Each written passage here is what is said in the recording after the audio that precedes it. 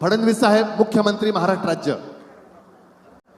हिंदवी स्वराज्याचे सरसंस्थापक छत्रपती शिवरायांना मानाचा मुजरा करतो। भारतीय राज्यघटनेचे शिल्पकार भारतरत्न डॉक्टर बाबासाहेब आंबेडकर यांना मानवंदना अर्पित करतो। ज्यांच्या नावाने शेतकरी कर्जमुक्ती योजना आपण सुरू केली, त्या पुण्यश्लोक लोकमाता अहिल्यादेवी होळकर यांच्या चरणी देखील नतमस्तक होतो। सर्व महामानवांना वंदन करत असतानाच आदरणीय मोठे मालक सुधाकरपंत परिचारक यांना देखील विनम्र आदरांजली अर्पित करतो। आजच्या या कृषी प्रदर्शन आणि शेतकरी मेळाव्याच्या कार्यक्रमामध्ये मंचावर उपस्थित असलेले सोलापूर जिल्ह्याचे पालकमंत्री आणि राज्याचे ग्रामविकास मंत्री, ज्यांनी या संपूर्ण वारीला एक अतिशय चांगलं नवीन स्वच्छ आणि आधुनिक रूप दिलं, असे जयकुमार गोरेजी, मोठ्या मालकांचं कार्य अतिशय चांगल्या पद्धतीनं सांभाळत असलेले सन्मान्य प्रशांत मालक परिचारक, लोकप्रिय आमदार समाधानदादा अवताडे, माजी मंत्री ज्येष्ठ आमदार विजय मालक देशमुख, राजेंद्र राऊतजी, नारायणआबा पाटीलजी, गोपीचंद पडळकरजी, अभिजित पाटीलजी, उत्तमराव जानकरजी, जिल्हा परिषदेचे अध्यक्ष श्री वैद्य, श्री हरीशदादा गायकवाड, श्री राजूबापू गावडे, श्री रणजितदादा शिंदे, श्री कैलास खुळे, शुभम आगावणे, सुभाष मस्के, चेतन सिंग केदार, श्री कार्तिकेयन जिल्हाधिकारी, सहकार आयुक्त श्री दीपक तावरे, श्री शुक्राचार्य भोसले, श्री बाबासाहेब जेजूरकर, श्री दिग्विजय आहेर, मंचावरील सर्व मान्यवर आणि या ठिकाणी उपस्थित सर्व शेतकरी वारकरी भगिनी आणि बंधूंनो, सर्वांना माझा जय हरी। आज अतिशय आनंदाची गोष्ट आहे की पुन्हा एकदा या पंढरीमध्ये, पांडुरंगाच्या नगरीमध्ये आमच्या शेतकऱ्यांसोबत या कृषी प्रदर्शनाच्या निमित्ताने मी उपस्थित आहे। खरं तर ही वारीची परंपरा जी शतकानुशतके चालली आहे आणि कुठलंही निमंत्रण नसताना, कोणीही आयोजक नसताना गावोगावून वारकरी निघतात, दिंड्या निघतात आणि चालत चालत पंढरपूरपर्यंत येतात आणि जगातली ही एकमेव अशा प्रकारची वारी आहे की ज्या वारीमध्ये सर्वांना पांडुरंगाचं दर्शन देखील मिळत नाही। कोणी कळस दर्शन घेतं, कोणी मुखदर्शन घेतं, कोणी नामदेव पायरीचं दर्शन घेतं, पण कुठलंही दर्शन घेतलं तरी पांडुरंगाची भेट झाल्याचा अनुभव हा प्रत्येक वारकऱ्याला या ठिकाणी प्राप्त होतो। आणि एवढंच नाही तर वारकरी जेव्हा एकमेकाला भेटतात त्याही वेळी जय हरी म्हणत, रामकृष्ण हरी म्हणत, माऊली म्हणत एकमेकाचे पाय पकडतात, एकमेकाला दंडवत नमस्कार करतात, साष्टांग नमस्कार करतात। कारण या वारीची परंपरा अशी आहे की प्रत्येक व्यक्ती समोरच्या वारकऱ्यामध्ये, समोरच्या व्यक्तीमध्ये आपल्या माऊलीचं दर्शन घेत असतो। आणि म्हणून अत्यंत भावनिक आणि कौटुंबिक अशा प्रकारचा सोहळा आपल्याला या पंढरपूरमध्ये पाहायला मिळतो. आणि यावेळी तर सगळे रेकॉर्ड तुटत आहेत. इतक्या मोठ्या प्रमाणात वारकरी या ठिकाणी येत आहेत. 35 लाखापेक्षा जास्त आमचे वारकरी या ठिकाणी पोचत आहेत. जवळजवळ 21 किलोमीटरची दर्शनाची रांग यावेळी लागलेली आहे. पण हे सगळं होत असताना आपल्या राज्य सरकारच्या वतीने पालकमंत्री असतील, जिल्हा प्रशासन असेल, सगळे आपले अधिकारी असतील, यांनी अतिशय उत्तम सेवा करण्याचा प्रयत्न केला. जर्मन हँगर्स असतील, त्या ठिकाणी पाद्य सेवा असेल, वैद्यकीय सेवा असेल, सर्व प्रकारच्या सेवा या अतिशय उत्तम पद्धतीनं या ठिकाणी करण्याचा प्रयत्न आपण केला. आणि मला विश्वास आहे वारीची परंपरा कधीच कमी होणार नाही, ती वाढतच राहील. या वाढत्या परंपरेला साजेसं संपूर्ण व्यवस्थित कार्य हे आपल्याला दरवर्षी करायचंच आहे. आणि म्हणूनच मगाशी या ठिकाणी प्रशांत मालकांनी आणि पालकमंत्र्यांनी पंढरपूरच्या कॉरिडॉरचा विषय देखील ठेवला. आणि आता जवळजवळ सगळी तयारी झाली आहे. काही लोकांच्या मनात थोड्या शंका आहेत. बहुतांश लोकांना आता हे लक्षात आलेलं आहे की त्यांनी मनात घेतलं त्याहीपेक्षा चांगलं पुनर्वसन आम्ही देतो. काही थोडक्या लोकांच्या मनातल्या शंका देखील आम्ही त्यांच्याशी चर्चा करून दूर करू. आणि माझा दावा आहे की महाराष्ट्रातल्या कुठल्याही तीर्थक्षेत्रामध्ये आजपर्यंत झालेल्या पुनर्वसनापेक्षा उत्तम, चांगलं आणि मोठं पुनर्वसन हे या ठिकाणी आम्ही पंढरपूरच्या कॉरिडॉरमध्ये देतो. एकही व्यक्ती शिल्लक ठेवणार नाही की ज्याला आम्ही समाधानी करणार नाही. 100% लोकांचं समाधान हे करण्याचा उद्देश घेऊनच हे आम्ही करतो. कारण आम्हाला माहिती आहे आज 30-30 लाख लोक ज्यावेळी पंढरपूरमध्ये येतात, मनामध्ये भीती असते, काय होईल. ही शिस्तीची माणसं आहेत, एकमेकाला सांभाळून घेणारी माणसं आहेत. परंतु आपल्याला माहिती आहे अपघात हा सांगून येत नाही. त्यामुळे प्रशासनापासून मुख्यमंत्र्यापर्यंत, पालकमंत्र्यापासून तर आमदारांपर्यंत सगळ्यांच्या मनामध्ये वारी संपतपर्यंत, आषाढी संपतपर्यंत, दुसरा दिवस होतपर्यंत आणि वारकरी सुखरूप घरी जातपर्यंत एक अनाहूत भीती असते की सगळं नीट झालं पाहिजे. पांडुरंगाच्या कृपेनं ते नीट होतंच.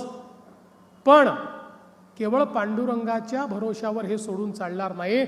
आपल्यालाही व्यवस्था कराव्या लागतील. या वाढत्या संपूर्ण वारकऱ्यांकरता आणि आता देशभरातनं लोक या ठिकाणी येत आहेत, त्यांच्या योग्य व्यवस्था व्हाव्यात या दृष्टीनं खऱ्या अर्थानं आपण या सगळ्या व्यवस्था या ठिकाणी सुरू केल्या आहेत.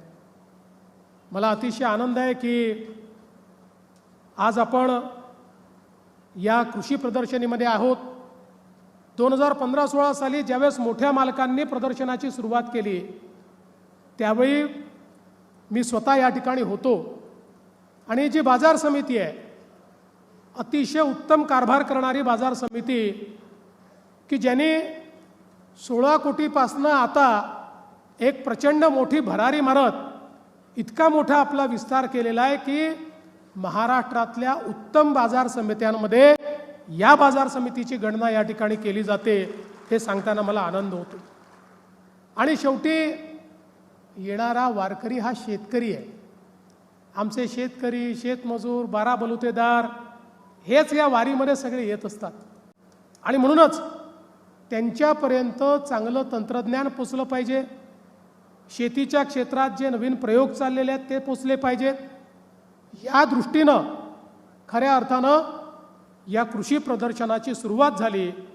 आणि दरवर्षी नवनवीन प्रयोग हे आपल्याला या ठिकाणी पाहायला मिळतात. नवीन वाण आपल्याला पाहायला मिळतात, नवीन पद्धती आपल्याला पाहायला मिळतात, नवीन यंत्रसामुग्री आपल्याला पाहायला मिळते. आताही आम्ही आलो तेव्हा आर्टिफिशियल इंटेलिजन्स AI वर आधारित काही स्टॉल्स या ठिकाणी आहेत. भविष्यामध्ये शेतीच्या क्षेत्रामध्ये AIचं महत्त्व ओळखून महाराष्ट्र हे पहिलं राज्य आहे की आम्ही आमच्या शेतकऱ्यांकरता महाविस्तार नावाचा AI ॲप तयार केला. आपल्यापैकी आता जवळपास 50 लाख शेतकरी हे महाविस्तारवर आले आहेत. जे आले नाहीत त्यांनी आलं पाहिजे असं माझा आग्रह आहे, कारण हा महाविस्तार म्हणजे तुमचा मित्र आहे. तुम्ही त्याच्याशी गप्पा मारू शकता, तुम्ही त्याच्याशी बोलू शकता. या महाविस्तारला तुम्ही जो प्रश्न विचाराल शेतीशी संबंधित, त्या प्रत्येक प्रश्नाचं उत्तर त्याच्याकडे आहे. प्रत्येक पद्धतीचं डेमॉन्स्ट्रेशनचा व्हिडिओ त्याच्यावर आहे. कुठल्याही नवीन पीक पद्धतीमध्ये काय केलं पाहिजे याची माहिती त्याच्याकडे आहे. कुठल्याही प्रकारची कीड आली तर त्याचं त्या ठिकाणी नियमन कसं करायचं या संदर्भातले सगळी माहिती त्याच्यावर आहे. आपण ज्या पद्धतीनं त्या ठिकाणी वेगवेगळ्या प्रकारे निविष्ठांची खरेदी करतो, त्याचा वापर कसा आणि किती केला पाहिजे याची माहिती त्याच्यामध्ये आहे. त्यामुळे खतांच्या वापरापासनं तर पाणी किती दिलं पाहिजे इथपर्यंत सगळ्या गोष्टींची माहिती ही प्रत्येक शेतकऱ्याला पर्सनलाइज पद्धतीनं त्या ठिकाणी मिळते. तुम्ही जर त्याच्यावर असलेला जो AI एजंट आहे त्याच्याशी गप्पा मारल्या तर तो तुम्हाला सगळी उत्तरं देतो, वेगवेगळ्या भाषांमध्ये देतो. आता तर आमच्या आदिवासी समाजाची भिली भाषा देखील त्याच्यावर आपण दिलेली आहे. त्या भाषेतही त्याच्याशी संवाद साधता येतो. आणि एवढंच नाही तर त्याच्यातनं आपण फोटो काढला तर आपल्या पिकाची परिस्थिती काय आहे, त्याच्यावर कीड येऊ शकते का, आली तर काय केलं पाहिजे, येऊ नये म्हणून काय केलं पाहिजे, या परिस्थितीमध्ये त्याच्या वाढीकरता मायक्रोन्यूट्रिएंट काय दिले पाहिजेत, अशा सगळ्या गोष्टी आज आपल्याला या AI ॲपच्या माध्यमातून कळतात. एका फोटोतून सगळ्या पद्धतीची उत्तरं आज आपल्याला त्या ठिकाणी मिळतात. त्यामुळे आपले पैसेही वाचतात, श्रमही वाचतात आणि आपल्याला अतिशय योग्य माहिती मिळते. पुढच्या काळामध्ये सॉईल टेस्टिंगपासनं तर सगळ्या पद्धती या केवळ आपल्या मोबाईलच्या ॲपच्या माध्यमातून, या महाविस्तारच्या माध्यमातून आम्ही शेतकऱ्यांना मिळवून देणार आहोत. आणि म्हणून आपल्या शेतीमध्ये आधुनिकता आली पाहिजे. कुठेतरी उत्पादनाचा खर्च हा आम्हाला कमी करता आला पाहिजे. आमची उत्पादकता वाढली पाहिजे, जेणेकरून शेतकऱ्याचा नफा वाढला पाहिजे. अशा पद्धतीनं आज आपण वेगवेगळे प्रयोग या ठिकाणी सुरू केले. मला अतिशय आनंद आहे की सातत्याने आमच्या शेतकऱ्यांवर कुठलं ना कुठलं संकट येत असतं. यावर्षी देखील अल निनोचं संकट आहे. बऱ्याच भागामध्ये पाऊस कमी पडतोय. पण या सगळ्या संकटांमध्ये आमचा जो शेतकरी अडचणीत आला, जो शेतकरी कर्ज घेतलं पण भरू शकला नाही, आम्ही विधानसभेच्या निवडणुकीमध्ये ही घोषणा केली होती की आमचं सरकार पुन्हा आल्यानंतर आमच्या शेतकऱ्यांना आम्ही कर्जमाफी देऊ. आणि त्यानंतर सरकार आलं. मग ग्रामपंचायतीच्या निवडणुका झाल्या, पंचायत समितीच्या झाल्या, जिल्हा परिषदेच्या झाल्या, नगरपालिकेच्या झाल्या. सगळ्या निवडणुकांमध्ये प्रचंड मोठा आशीर्वाद शेतकऱ्यांनी आणि लोकांनी आम्हाला दिला. सगळीकडे आम्हाला निवडून दिलं. खरं म्हणजे पुढे कुठलंही इलेक्शन नव्हतं. साधारणपणे राजकीय नेते इलेक्शन आलं की कर्जमाफीचं बोलतात आणि इलेक्शन आलं कीच कर्जमाफी करतात. पण सगळी इलेक्शन झाली, पुढची 5 वर्ष कुठलंही इलेक्शन नसताना आमच्या सरकारने सांगितलं शेतकऱ्याला दिलेला शब्द हा आम्ही मोडणार नाही आणि आपण देशातली सगळ्यात मोठी कर्जमाफी या ठिकाणी घोषित केली आणि अहिल्यादेवी होळकर कर्जमाफी योजना घोषित केली. 56 लाख शेतकऱ्यांना कर्जमाफी मिळणार आहे. ज्यांनी नियमित कर्ज भरलं त्यांना 50,000 रुपये त्यांच्या अकाउंटला आम्ही देतो आहोत. आणि मला अतिशय आनंद आहे. खरं म्हणजे कर्जमाफीची भव्य सुरुवात करायची आमच्या मनामध्ये होतं. पण ज्यावेळी हा मेळावा या ठिकाणी ठरला त्यावेळी मनात आमच्या सगळ्यांच्याच हे आलं की या ठिकाणी पांडुरंगाच्या नगरीत जिथे शेतकरी वारकरी इतक्या मोठ्या प्रमाणात येतात, तिथून याची आपण सुरुवात केली तर यापेक्षा अधिक उत्तम योग काय असू शकेल. आणि मग आमच्या सहकार विभागाला कामी लावलं आणि अतिशय वेगाने सहकार विभागाने पहिली यादी घोषित केली. 17 लाख शेतकऱ्यांची पहिली यादी, 13,000 कोटी रुपये आपण त्या शेतकऱ्यांना या ठिकाणी देतो आहोत. आणि आता दुसऱ्या यादीचं काम सुरू झालंय. या पहिल्या यादीतले जे शेतकरी आहेत त्यांच्या याद्या गावात जाणार, त्या गेल्या आता. आणि तात्काळ आमचा प्रयत्न असा आहे की ऑथेंटिकेट करून 31 तारखेपूर्वीच या 17 लाख शेतकऱ्यांच्या खात्यामध्ये पैसे आम्ही जमा करणार आहोत. त्याची सुरुवात आम्ही केलेली आहे. आणि आज आपल्या सोलापूर जिल्ह्यातले 7 शेतकरी त्यांच्या खात्यात पैसे जमा केले, त्यांना कर्जमुक्त केलं, नवीन कर्ज घेण्याकरता पात्र केलं. आज कर्जमुक्तीचं सर्टिफिकेट देखील त्यांना दिलेलं आहे आणि नवीन कर्जाचं वाटप देखील त्यांच्या हातामध्ये आपण केलेलं आहे. त्यामुळे निश्चितपणे याची सुरुवात आपण केली आहे. आता जिल्ह्यांमध्ये हे कार्यक्रम आम्ही करू. या सगळ्या याद्या, दुसरी यादी, तिसरी यादी, कारण बँकांकडनं सगळा डेटा जमा करावा लागतो. अनेक वेळा आमच्या बँकाही खूप हुशार आहेत, त्या एक एक डेटा 2-2दा पाठवून देतात, कारण त्यांच्याही खात्यांमध्ये पैसे येतात. त्यामुळे त्याचंही एकदा आम्हाला पडताळणी करावी लागते. सगळंच काही चांगलं असतं असं नाही आहे, म्हणून थोडा त्याला वेळ लागतो. पण काळजीचं कारण नाही. आपल्या कर्जमाफीच्या योजनेमध्ये बसणारा एकही शेतकरी आम्ही मागे राहू देणार नाही. सर्व शेतकऱ्यांना या ठिकाणी कर्जमाफी मिळेल. आणि म्हणूनच आज पांडुरंगाच्या चरणी याची सुरुवात आम्ही केली आहे. लवकरच याचं एक भव्य कार्यक्रम आमचे दोन्ही उपमुख्यमंत्री एकनाथराव शिंदेजी, सुनेत्राताई पवार, आमचे कृषी मंत्री, सहकार मंत्री, अशा सगळ्यांच्या उपस्थितीमध्ये पुढच्या काळामध्ये आम्ही घेऊ. आणि जोपर्यंत सगळ्या शेतकऱ्यांचे अकाउंट सेटल होत नाही तोपर्यंत याच्यावर पूर्ण नजर ठेवून आम्ही लोक राहणार आहोत. मी या निमित्ताने सांगतो, एकीकडे शेतकऱ्याला कर्जमाफी तर दिलीच, पण दुसरीकडे मला सांगताना आनंद वाटतो की आपण आपल्या शेतकऱ्यांना विजेचं बिल जे माफ केलं त्याच्या पोटी दरवर्षी 24 ते 25 हजार कोटी रुपये राज्य सरकार आपल्या तिजोरीतून आपल्या महामंडळाला म्हणजे वीज मंडळाला त्या ठिकाणी देत आहे. कारण शेवटी वीज मंडळाला जर राज्य सरकारने पैसे दिले नाही तर MERCच्या नियमाप्रमाणे वीज मंडळाला ते पैसे इतर घरगुती ग्राहकांकडनं वसूल करावे लागतात. त्यामुळे त्यांचेही बिल वाढू नये म्हणून दरवर्षी 25,000 कोटी रुपये आम्ही राज्य सरकारच्या तिजोरीतून त्या ठिकाणी आपल्या वीज मंडळाला देतो. एवढंच नाही तर आम्हाला सातत्याने शेतकरी विचारायचे की जरा तुम्ही आता तर हे ठीक आहे बाबा, आमचं वीजचं बिल तुम्ही पाठवत नाही, ते तुम्ही माफ केलं, पण कधीतरी आम्हाला भीती आहे एक दिवस आम्हाला मोठं बिल येईल, जुनी आमची जी थकीत आहे त्या थकितीचं बिल तुम्ही पाठवाल आणि मग त्या दिवशी आम्ही काय करायचं. त्यामुळे त्या थकीतचं काय झालं हे आम्हाला सांगा. अशा पद्धतीनं अनेक लोक प्रश्न विचारायचे, मनात भीती होती. आणि म्हणून कधीही कोणी विचार केला नव्हता असा निर्णय घेण्याचा आम्ही ठरवलं. आमच्या शेतकऱ्यांचं 7.5 हॉर्स पॉवरच्या आतले जे शेतकरी आहेत त्यांचं 48,000 कोटी रुपयाचं बिल थकीत होतं. आम्ही निर्णय केला आणि हे बिल माफ करून टाकलं. 50 लाख शेतकऱ्यांचं 48,000 कोटी रुपयाचं बिल हे आता आपण माफ केलेलं आहे.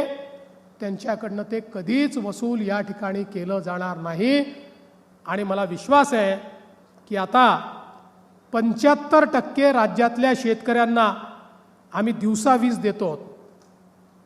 पुढच्या काळामध्ये डिसेंबर किंवा मार्चपर्यंत 100% शेतकऱ्यांना आम्हाला दिवसा 12 तास वीज द्यायची आहे. पहिले 8 तास देऊ, मग 10 तास देऊ, मग 12 तास देऊ. त्यामुळे केवळ विजेचं बिल माफ करून नाही तर शेतकऱ्यांना रिलायबल वीज मिळाली पाहिजे, या दृष्टीनं देखील मोठ्या प्रमाणात काम आपण करतो. खरं तर बंधू भगिनींनो, आपण जर विचार केला तर याच्या व्यतिरिक्त शेतीच्या क्षेत्रातली म्हणजे ही जी गुंतवणूक आहे ही बाजूलाच ठेवा, याच्या व्यतिरिक्त मागच्या वर्षी शेती क्षेत्रामध्ये आपण जे पैसे खर्च केले ते 95,000 कोटी रुपये आहेत. वेगवेगळ्या सबसिडींच्या माध्यमातून ड्रिप इरिगेशन करता असेल, निविष्ठान करता असेल, ट्रॅक्टर किंवा यांत्रिकीकरणाकरता असेल. या राज्यामध्ये शेतकरी आमचा इतका महत्त्वाचा घटक आहे, त्याच्या पाठीशी हे सरकार अतिशय ताकदीनं उभं आहे. मगाशी विषय आला, खरं म्हणजे या ठिकाणी प्रशांत मालकांनी काही बंधाऱ्यांची मागणी देखील केली. पाणी वाहून जातं ते थांबलं पाहिजे. यामध्ये मालक काही अडचणी पण आहेत, कारण आपला जो इंटरस्टेट त्या ठिकाणी अशा पद्धतीनं लवादाचा निर्णय आहे, त्या निर्णयाचे काही बंधनं आपल्यावर आहेत. तथापि आपण जी मागणी केली आहे त्या बंधनातनं मार्ग काढून कशा पद्धतीनं हे बंधारे तयार करता येतील या संदर्भातले निर्देश हे मी निश्चितपणे आपल्या विभागाला देईल आणि त्यातनं जिथे जिथे शक्य असेल त्या त्या ठिकाणी बंधारे करण्याचा प्रयत्न आपण निश्चितपणे करू.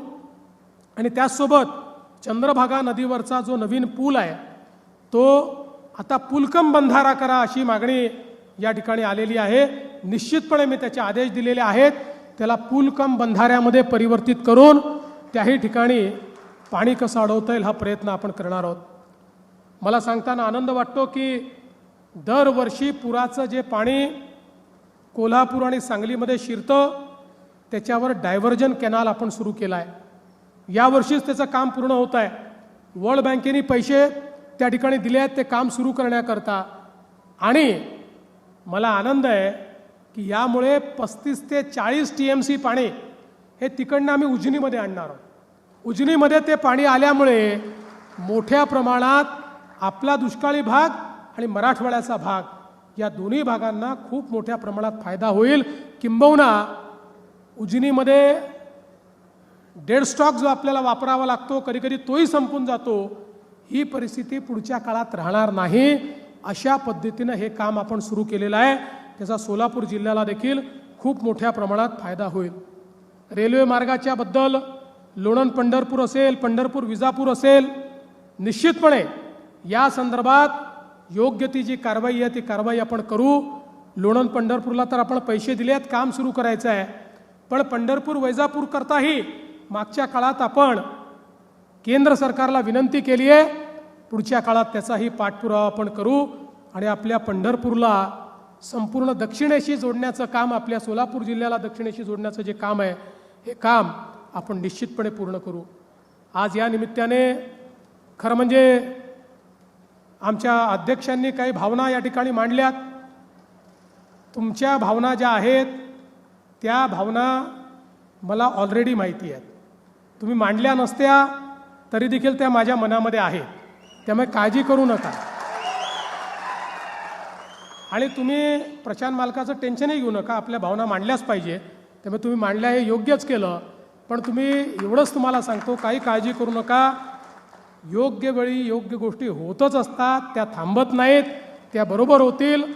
आणि जसं मी मागच्या वेळी सांगितलं की मी एवढ्या ताकदीने तुमच्या संपूर्ण या परिवाराच्या पाठीशी उभा आहे, त्यामुळे काळजी करायचं कारण नाही आहे. निश्चितपणे या ठिकाणी योग्य अशा प्रकारे जे आमचे प्रशांत मालक आहेत त्यांचाही सन्मान हा झालेला आपल्याला पाहायला मिळेल, हा विश्वास आपल्याला या निमित्ताने देतो. आज खरं म्हणजे पुन्हा एकदा आपल्या सर्वांचं मनापासून मी आभार आपले मानतो. महाराष्ट्रातल्या शेतकऱ्यांचे, वारकऱ्यांचे आभार मानतो, त्यांचं स्वागत करतो. आणि आपल्याला एवढंच या ठिकाणी सांगतो, हे तुमचं सरकार आहे. हे सरकार सदैव तुमच्या पाठीशी उभं राहील. कितीही अडचणी येऊ द्या, या प्रत्येक अडचणीमध्ये पांडुरंगाच्या कृपेनं हे सरकार तुमच्याकरता मार्ग काढेल, हा विश्वास मी आपल्याला देतो. आणि पुन्हा एकदा सहकार विभागाचं, कृषी विभागाचं, ग्रामविकास विभागाचं मनापासनं अभिनंदन करून माझे 2 शब्द संपवतो. धन्यवाद. जय हिंद, जय महाराष्ट्र. धन्यवाद भाऊ. यानंतर राजू बापू गावडे